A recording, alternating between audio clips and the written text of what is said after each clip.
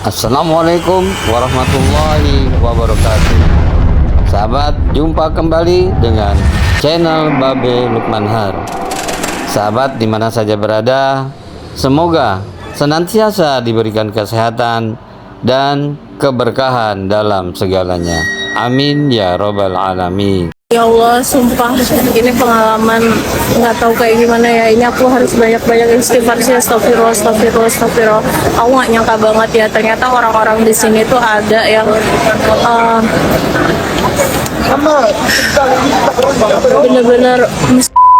bener-bener ya Allah, aku dari tadi ya diikutin sama orang itu ternyata. Jadi awalnya tuh aku ngerasa dia nempel-nempel gitu, tapi aku mikir kayak ya udah dia kan mungkin kedorong gitu kan. Karena aku nggak nyaman dia nempel-nempel itu, aku langsung pergi guys. Waktu dihajar aswad itu, dan akhirnya aku geser sampai arah aku bisa nyium hajar aswad, alhamdulillahnya. Tapi setelah itu kepotong sama azan subuh dan aku ngambil barisan buat sholat. Nah ketika aku udah sholat nih, ya Allah, aku tuh ke Muntazam mau berdoa di situ dan aku tuh pengen megang, aku bisa masuk ke barisan yang ke Muntazam itu di depan persis dia megang. Ya Allah, dia benar-benar kayak dan itulah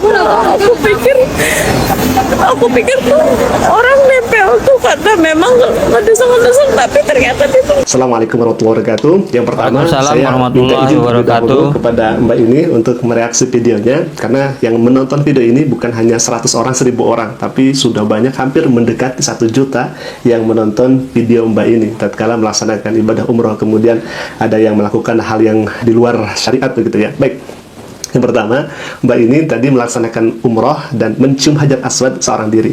Jadi orang ini sebelum waktu subuh kemudian mencium hajar aswad seorang diri, ada yang nempel-nempel begitu ya. Nah, kalau misalkan orang yang sudah melaksanakan ibadah haji atau umroh kemudian melihat suasana di depan hajar aswad, karena kan ada 4 sudut itu Ka'bah, ada hajar aswad, kemudian rukun Syami, rukun Iraqi, rukun Yamani. Nah di hajar aswad itu memang banyak sekali orang yang ingin mencium hajar aswad, dan sedikit informasi bahwa mencium hajar aswad ini tidak wajib ya, jadi sebatas sunnah. Apalagi kalau misalkan sudah terlihat berdesak-desakan kemudian kita memberanikan diri untuk mencium hajar aswad, padahal di sana sangat berdesak-desakan dan memang tidak mungkin begitu ya kita bisa mencium hajar aswad kan saking banyaknya orang di sana. Bisa jadi yang tadinya sunnah menjadi makruh, bahkan bisa jadi menjadi haram ya alhamdulillah. Ya sama saja dengan nikah itu kan sunnah, tetapi dengan cara nikah itu kita melampiaskan untuk marah kepada pasangan kita dengan cara menganiayanya, menyiksanya dan sebagainya, maka pernikahan ini yang tadinya sunnah menjadi haram ya alhamdulillah. Nauzubillah min dzalik. Nah sama halnya dengan mencium hajar aswad, jadi sunnah. Dan qadarullah biidznillah wa iradati, kami pernah mencium hajar aswad, alhamdulillah atas izin Allah Subhanahu wa taala. Jadi ketika Mbak ini mencium hajar aswad, saya juga kaget alhamdulillah, karena beliau seorang diri. Nah pertanyaannya, kenapa saya bisa memberanikan diri untuk mencium hajar aswad? Karena saya dengan kakak saya, bahkan di sana saya ada perjanjian terlebih dahulu begitu ya, untuk saling menjaga, untuk saling melindungi. Karena di hajar aswad itu kan subhanallah banyak sekali dan padat sekali orang-orang yang ingin mencium hajar aswad, sehingga saya dengan kakak saya bergandengan tangan untuk sama-sama mencium hajar aswad.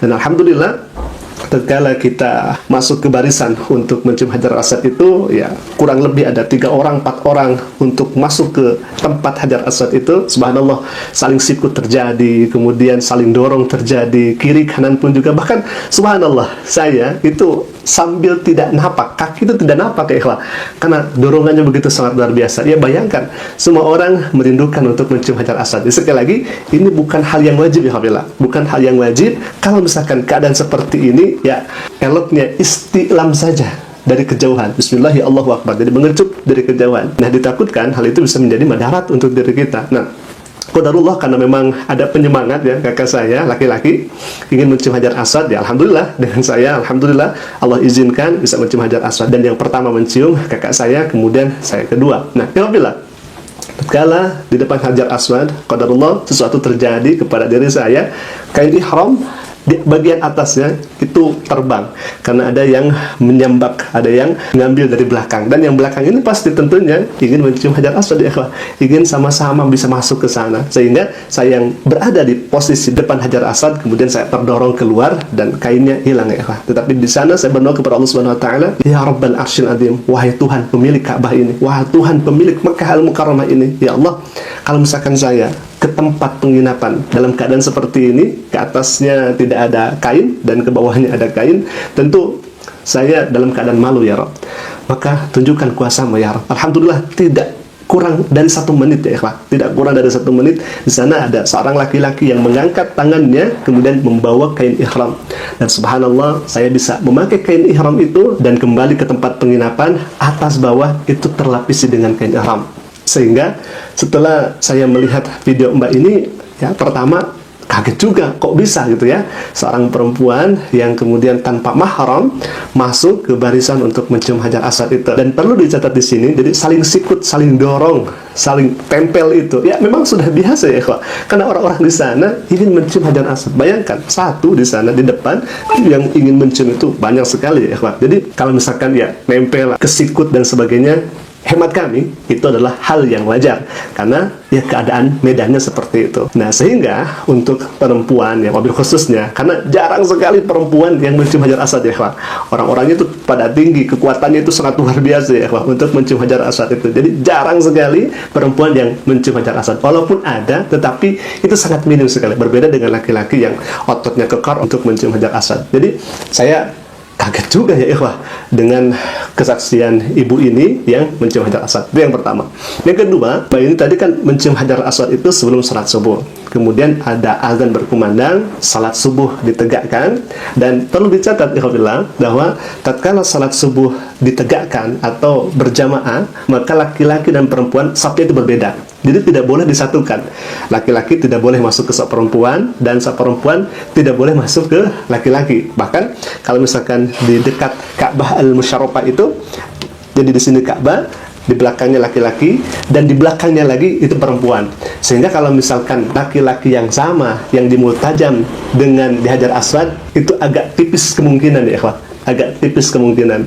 Karena kan itu kan keadaannya berbeda lagi ya ikhwah.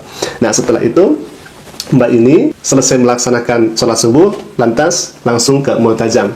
Di sana kejadiannya yang dialami oleh Mbak ini mendapatkan perlakuan yang tidak senonoh. Nah, lagi-lagi dalam hal ini Mbak perlu mahram, atau paling tidak ya dengan an-nisa thiqat, artinya tidak menyendiri lah begitu. Itu kan supaya tidak ada fitnah. Artinya kita kan sama-sama dengan wanita-wanita yang lainnya begitu. Apalagi kalau misalkan dengan mahram, oh itu sangat luar biasa, sangat luar biasa. Bahkan ini hal yang kemudian dianjurkan oleh Nabi SAW.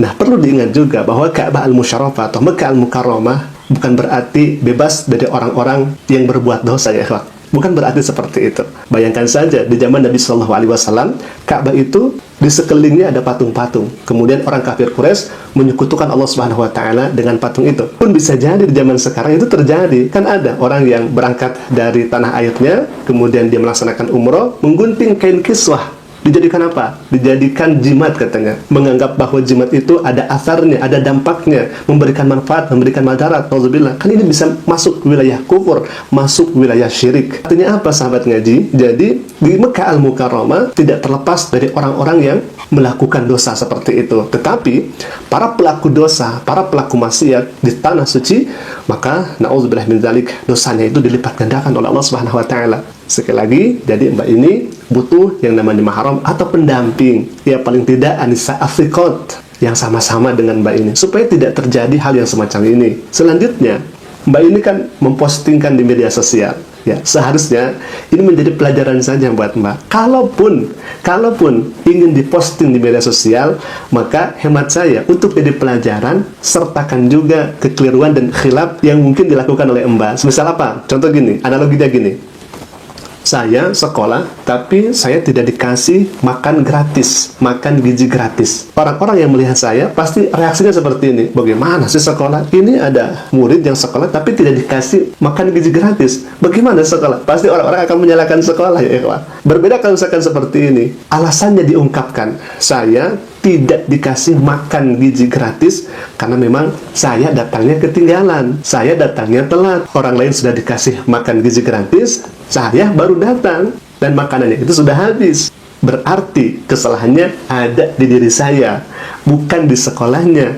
Karena saya datangnya tidak tepat waktu, bahkan datangnya telat, tidak seperti orang-orang yang dikasih makan gizi gratis. Maka hemat saya, untuk jadi pelajaran bagi yang lainnya, sertakan. Ya paling tidak, kalau misalkan ke Tanah Suci, Mekah Al-Mukarramah, ya bersama pembimbing, bersama Anissa Asikot itu untuk sama-sama bareng-bareng untuk melaksanakan ibadah. Kemudian lebih hebatnya lagi bersama mahramnya, agar lebih terjaga, agar lebih terhindar dari fitnah dan sebagainya. Dan kalau misalkan tidak memungkinkan untuk mencium Hajar Aswad, apalagi medannya itu sangat hebat luar biasa, ya cukup dengan istilam, kan itu lebih selamat lagi. Jadi sampaikan juga mungkin kekhilafan-kekhilafan yang dilakukan agar ini bisa menjadi pelajaran untuk yang melihatnya. Kalau misalkan Mbah hanya menyampaikan seperti ini, ditakutkan nanti bisa jadi salah paham. Alhamdulillah, mungkin itu dulu video yang bisa kami sampaikan, dan kita doakan semoga Mbak ini diberikan rezeki oleh Allah Subhanahu wa taala, kemudian Mbak ini diberikan istiqomah oleh Allah Subhanahu wa taala dan senantiasa dilindungi oleh Allah Subhanahu wa taala. Amin ya rabbal alamin. Alhamdulillah, mungkin itu dulu video yang saya sampaikan, semoga bermanfaat. Aku qouli hadza. Jika bermanfaat silakan klik tombol subscribe-nya dan jangan lupa berikan juga notifikasinya agar setiap kali upload video baru, insyaallah akan menjadi pemberitahuan untuk kita semua. Aku qouli hadza. Assalamualaikum warahmatullahi wabarakatuh. Waalaikumsalam warahmatullahi wabarakatuh. Sahabat, terima kasih telah menyimak video ini. Semoga bermanfaat dan semoga berkenan untuk memberikan komentarnya dengan sopan dan bijak. Mohon maaf. Hasbunallah wa ni'mal wakil. Wassalamualaikum warahmatullahi wabarakatuh.